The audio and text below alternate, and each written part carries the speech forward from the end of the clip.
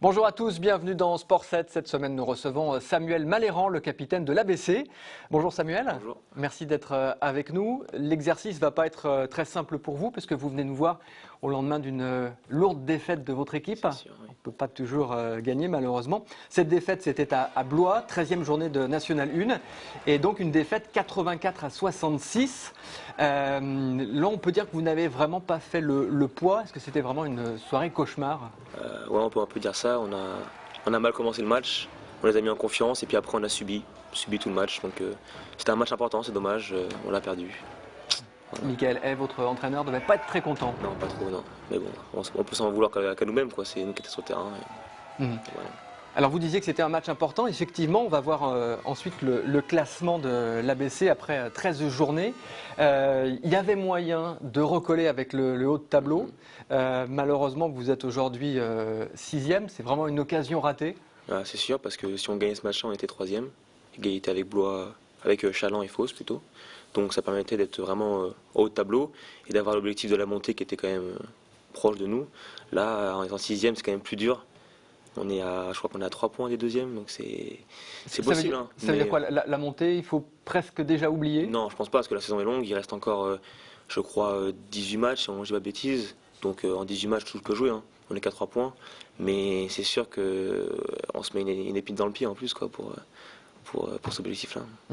Alors, cette saison, il y a eu des bons matchs, il y a quelques regrets. Il y a un regret important après ce match, enfin avant ce match de Blois, c'était le 18 octobre dernier, où vous aviez perdu face à Lille, vraiment de très peu. Écoutez votre coéquipier Yacine Bassim. Lille ici, bon, c'est vrai que c'est la défaite qui nous fait mal. Bon, après, c'est comme toute défaite, c'est sûr qu'on n'aime pas perdre, mais bon, à 2 minutes de la fin, on est encore à plus 10, on gère mal le match, on perd d'1 point, et puis voilà, c'est une défaite qui nous fait mal aujourd'hui, mais bon, si on arrive à aller chercher d'autres matchs qui étaient, entre parenthèses, inattendus comme ce soir, bah, ce serait que rattraper la défaite contre Lille. Bon, ça, on l'avait interrogé avant le match face à Blois. Est-ce que cette saison, il vous manque pas un petit peu d'expérience au haut niveau, de lucidité pour accrocher les bons matchs? Peut-être, ouais, parce que les matchs à la maison, à part celui de Lille, je pense qu'on a tous bien abordé. On a 6 victoires, une défaite à la maison. C'est à l'extérieur où on a un peu de mal. On perd à Fos, on perd à Reims, on perd à Châlons. Et c'est là-bas, il nous manque un peu l'esprit de cohésion qu'on a à domicile, on l'a pas à l'extérieur. Donc peut-être qu'il nous manquerait quelqu'un d'expérience qui puisse un peu fédérer le groupe, faire que tout le monde joue ensemble. Donc c'est sûr qu'on est assez jeune comme groupe en plus. Oui, parce que les équipes comme Fos, Lille, ont des joueurs qui ont Ouais, évolué qu'on joue en en Pro B, Pro en A, Pro A. Pro A, C'est pas le cas à l'ABC, ça se sent vraiment. Un petit peu, ouais, peut-être. Pourtant, alors, vous disiez qu'à domicile, il y a eu de bonnes choses, notamment 2 matchs importants. Il y a eu le match face à Chaland, le derby que vous avez remporté. Ça, c'était plutôt un quasi bon souvenir. Ouais, c'est sûr, c'est un bon souvenir parce que moi, c'est mon ancien club. Donc c'est toujours bien pour moi de gagner contre mon ancien club. Et en plus, c'est une équipe qui est avec nous, qui va se battre avec nous pour le haut de tableau. Donc c'était un concurrent direct pour le championnat.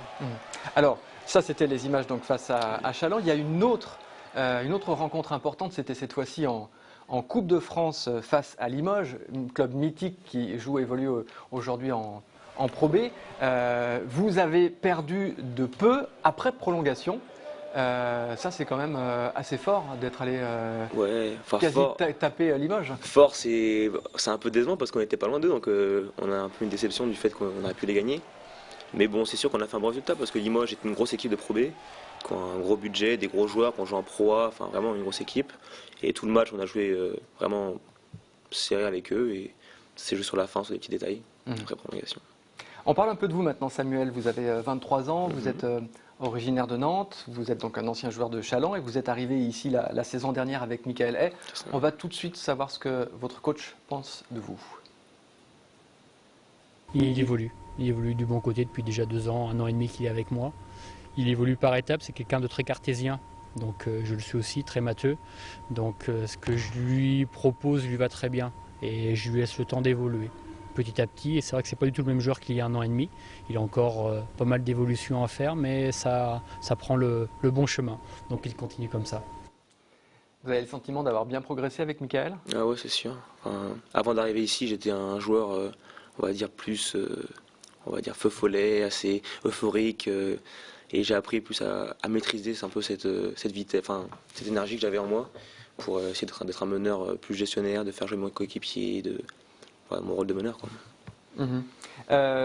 Mickaël dit une chose importante, c'est que vous êtes un peu matheux. Je sais que vous suivez justement des études de mathématiques, alors encore par correspondance. C'est ça, ouais. Vous êtes en master de maths. On a demandé à un de vos coéquipiers si le fait que vous soyez très matheux et cartésien se sentait sur le terrain. Écoutez Olivier Sulpice. Ça se sent de temps en temps parce que c'est vrai qu'il veut vraiment structurer le jeu, il veut vraiment garder le jeu comme c'est un matheux, donc voilà, il le garde comme ça, quoi. Sur le terrain, ça se voit de temps en temps. C'est très carré, quoi. Alors ça, c'est vous, ça? Vous êtes très carré? Bah, ça dépend sur quoi, mais au basket, ouais, j'aime bien que on joue d'une façon, on va dire, comment dire ça, assez rigoureuse, que ce soit pas n'importe quoi, qu'on prenne pas une passe, un shoot, comme on a pu faire par exemple à Blois. Le jeu c'est un peu dilapidé. J'aime bien qu'on joue correctement, qu'on cherche le joueur ouvert, que tout le monde joue pour l'autre et d'une façon assez rigoureuse. Mickaël nous disait la semaine dernière, Samuel, c'est quand même un peu noir ou blanc. C'est très, très cartésien. Ouais. Enfin, j'ai pas trop compris la question, c'est quoi? Non, mais par rapport à, on sait que vous êtes donc encore une fois un peu matheux. Comment s'exprime votre, on va dire, créativité, votre imagination, alors qu'on sait que le basket c'est un jeu justement très rigoureux avec des règles, avec des structures de match. En fait, donc cette rigueur, en fait, on a des cadres, des systèmes sur lesquels on doit s'appuyer. Mais après, dans le match, des fois, il faut sortir un peu de ça et être capable de apporter un petit peu, comme vous avez dit, cette créativité. Mais enfin, moi, je pense que si on n'a pas ces cadres-là et on fait que la créativité, on ne marche pas. Il faut être capable d'avoir des cadres et après, des fois, d'en sortir et de jouer à notre instinct. Tous les autres joueurs sont un peu bien encadrés ou il y a des joueurs un peu plus instinctifs? Chacun après a son style de jeu. Il y a des joueurs qui sont qui aiment plus jouer à l'instinct, qui aiment plus jouer comme ils le sentent. D'autres qui sont plus peut-être comme moi, un peu, qui aiment bien que les choses soient carrées et puis cartésiennes, quoi. Comment vous visualisez l'espace sur un terrain? J'imagine que vous devez avoir beaucoup de repères très précis. Pour un meneur, vu qu'on est souvent en tête de raquette, le visuel, en fait, souvent c'est l'arceau. Il faut regarder le panier, comme ça, si on regarde le panier, on est capable de tout voir. Donc c'est ça, en fait, un petit peu le visuel pour un meneur. Vous avez vraiment cette représentation de l'espace? Il faut essayer d'être capable de tout voir sur le terrain, c'est pas facile, hein. Dès qu'on a la balle, d'être capable de voir tout ce qui se passe. Donc il faut essayer, c'est difficile, hein, mais il faut essayer de le faire. D'où vous vient cette passion pour les mathématiques? Je vous montre justement une image, c'est un graphique de la loi de Poisson en statistiques. Ça vous rappelle pas un peu la raquette d'un terrain de basket? Ah, peut-être, ouais. Enfin, non, moi les maths, c'est pas. C'est la seule matière que j'ai aimée à l'école. Donc j'ai eu une très bonne prof qui m'a beaucoup inspiré en terminale. Et après, j'ai eu mon bac, donc après j'ai choisi de faire des études de maths. Et après j'ai continué là-dedans. Puis maintenant j'ai donné quelques cours, quelques cours particuliers à des élèves en maths. Ça m'a vraiment plu. Donc là, moi je pense vraiment m'orienter après le basket vers une carrière de professeur de mathématiques. Vous pensez être un aussi bon meneur d'élèves qu'un meneur sur le terrain? J'essaierai. Enfin, même mieux, voir, on verra. Ah ouais. Et comment vous arrivez à concilier les deux? Parce que le basket à haut niveau et les cours de maths? Le basket haut niveau, en gros, ça nous prend on va dire 4-5 heures par jour. Entraînement le matin, entraînement le soir, musculation. Donc après ces 4-5 heures, on a quand même du temps libre qu'on peut utiliser pour faire d'autres choses. Et moi, j'utilise ça. Et c'est vrai que c'est un peu une sorte de... J'aime avoir ça, les cours avec moi. C'est une espèce d'équilibre pour moi. Si j'avais pas ces cours-là, le fait de faire que du basket, me lever, avoir une espèce de vie routinière, basket, manger, sieste, tout ça, c'est pas un truc pour moi. Je préfère avoir mes cours, avoir entre guillemets une connexion avec la vie réelle et voilà, quoi. Et vos coéquipiers, ils en pensent quoi? J'imagine que tout le monde ne fait pas des études comme vous. Non, eux, au départ, ça les fait marrer parce que j'étais pas à la tête d'un matheux, mais bon, non, ils sont... Pourquoi il faut avoir... Non, je sais pas, non, mais c'est souvent là, moi je trouve pas non plus, mais... Ouais, vous avez un look plutôt cool, on va dire. Mais c'est souvent comment dire, la réflexion qu'on me fait, que j'ai pas une tête de matheux. Pour eux, c'est plus le blond avec la mèche et les lunettes. Et non, enfin, ils me chambrent un petit peu là-dessus, mais bon, ils savent bien que c'est mon truc et j'aime ça, quoi.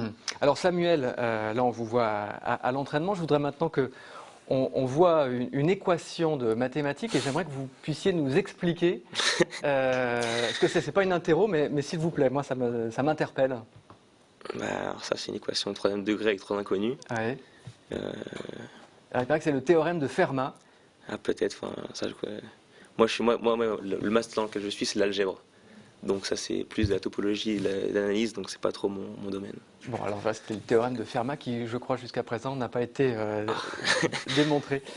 Entre une médaille olympique ou une montée en Pro B et la médaille Fields, qui est l'équivalent du Nobel de mathématiques, qu'est-ce que vous choisissez? Je vais choisir monter en Pro B, parce que je pense que c'est la chose la plus réaliste. Non, je pense qu'on a une équipe pour la montée en Pro B. Il y a moyen de faire des belles choses. La chose, c'est qu'il faut qu'on soit capable d'être plus mature sur le terrain, les matchs comme à Blois, être capable de mieux les commencer et puis les gagner.